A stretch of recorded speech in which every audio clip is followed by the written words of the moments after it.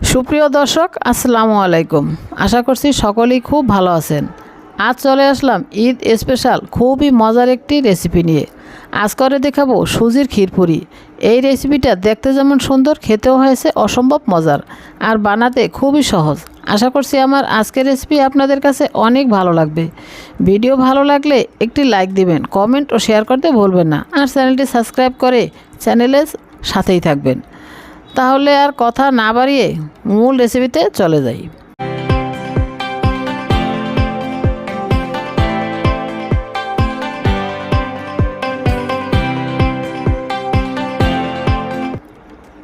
সুজির ক্ষীরপুরি তৈরি করার জন্য প্রথমে একটি প্যান চুলায় দিয়ে তাতে দিয়ে দিলাম 3 টেবিল চামচ ঘি। ঘি গরম হলে তাতে দিয়ে দিলাম কিছু গরম মশলা, দিয়ে দিলাম 2 টুকরা দারচিনি, 2টি তেজপাতা, 4-5টি এলাচ। এলাচটা অবশ্যই থেতো করে দিবেন। মশলাটা সামান্য ভেজে তাতে দিয়ে দিলাম 1 কাপ সুজি। এখন এভাবে নেড়ে চেড়ে খুব ভালো করে ভেজে নিতে হবে, যাতে করে সুজির কালারটা চেঞ্জ হয়ে কিছুটা বাদামি হয়ে যায়। এখন অ্যাড করে দিলাম 1/2 কাপ গুঁড়া দুধ। আরও একটু ভেজে নিলাম। ভাজা হয়ে গেলে চুলা থেকে নামিয়ে এক সাইডে রেখে দিলাম। এখন চুলায় একটি প্যান দিয়ে তাতে দিয়ে দিলাম 3 কাপ লিকুইড দুধ। এখন এতে অ্যাড করে দিলাম 4-5টি এলাচ। এলাচটা অবশ্যই থেতো করে দিতে হবে, যাতে করে এলাচের সুঘ্রাণটা বেরিয়ে আসে। এখন অ্যাড করে দিলাম 1/2 কাপ চিনি। চিনিটা আপনারা পছন্দ মতো বাড়িয়ে কমিয়ে দিতে পারেন, যে যেমন খান আর কি। এখন অ্যাড করে দিলাম সামান্য লবণ। অ্যাড করে দিলাম 1/2 কাপ গুঁড়ো দুধ। সব কিছু ভালো করে একসঙ্গে মিশিয়ে 5-6 মিনিট জাল করে নিলাম।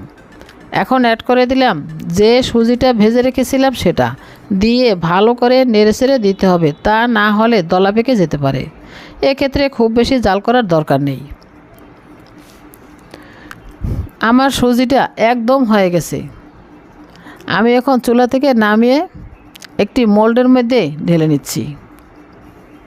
তারপর একটা স্প্যাচুলার সাহায্যে ভালো করে স্প্রেড করে দিচ্ছি। ভালো করে স্প্রেড করে এক সাইডে রেখে দিচ্ছি। এখন ক্রিমটা তৈরি করে নিব। আমি প্রথম ক্যারামেল তৈরি করে তারপর ক্রিমটা তৈরি করব। এজন্য চুলায় একটি কড়াই দিয়ে তাতে দিয়ে দিলাম 1/2 কাপ চিনি। একটু ছড়িয়ে দিলাম। মিডিয়াম আছে চুলাটা ধরিয়ে দিলাম। অপেক্ষা করতে হবে যতক্ষণ চিনিটা গলতে শুরু করে। এরকম গলতে শুরু করলে চামচের সাহায্যে নেড়ে দিতে হবে। নাড়তে নাড়তে এক সময় এটা গোল্ডেন ব্রাউন কালার হয়ে গেলে তখন অ্যাড করতে হবে লিকুইড দুধ। আমি এখানে 2 কাপ দুধ দিয়েছি। দুধটা দেওয়ার সাথে সাথে ক্যারামেলটা একটু শক্ত হয়ে তলানিতে লেগে যেতে পারে, তাতে কোনো সমস্যা নেই। কিছুক্ষণ জাল করার পর সব গলে দুধের সাথে মিশে যাবে। ক্যারামেলটা দুধের সাথে মিশে গেলে অ্যাড করে দিলাম 1/2 কাপ গুঁড়ো দুধ। আবারও ভালো করে মিশিয়ে নিলাম। এখন 10-15 মিনিট জাল করে এই দুধটা ঘন করে নিতে হবে। আমি দুধটা 15 মিনিট জাল করে নিয়েছি। এটা বেশ ঘনও হয়ে গেছে। এখন এর সাথে অ্যাড করে দিলাম 1 টেবিল চামচ কর্নফ্লাওয়ার। এটা আপনারা চাইলে নাও দিতে পারেন। দুধটা আরও কিছুক্ষণ জাল করে ঘন করে নিতে পারেন। আমি সামান্য কর্নফ্লাওয়ার ব্যবহার করছি। কর্নফ্লাওয়ারটা দিয়ে ভালো করে নেড়েচেড়ে দিতে হবে, তা না হলে তলানিতে লেগে যেতে পারে। নাড়তে নাড়তে দেখা যাবে বেশ ঘন হয়ে গিয়েছে। তখন চুলা থেকে নামিয়ে যে সুজিটা আগে সেট করে রেখেছিলাম সেটার উপর সরাসরি গরমটা ঢেলে দিতে হবে। ঢেলে দিয়ে ভালো করে সমান করে দিলাম। এখন এটাকে ঠান্ডা করে রুম টেম্পারেচারে এনে তারপর নর্মাল ফ্রিজে 2-3 ঘন্টা রেখেছিলাম।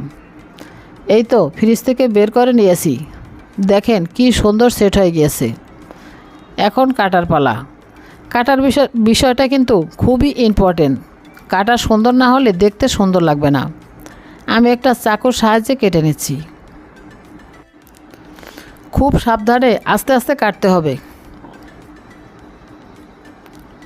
এই তো কেটে নিলাম। এখন কিছু বাদাম কুচি দিয়ে সাজিয়ে নিচ্ছি। দেখলেন তো কত সহজে কত সুন্দর একটি ঈদ স্পেশাল আইটেম তৈরি করে ফেললাম। এখন এক পিস কেটে আপনাদের দেখাচ্ছি। দেখেন কি সুন্দর হয়েছে, লোভনীয় হয়েছে। আশা করছি আমার আজকের রেসিপি আপনাদের কাছে অনেক বেশি ভালো লেগেছে। ভিডিও ভালো লাগলে একটি লাইক দিবেন, এতে করে পরবর্তী ভিডিও বানাতে উৎসাহ বেড়ে যাবে। সবাইকে ঈদের শুভেচ্ছা দিয়ে আজ এখানেই বিদায় নিচ্ছি। সবাই খুব ভালো থাকবেন। আল্লাহ হাফেজ।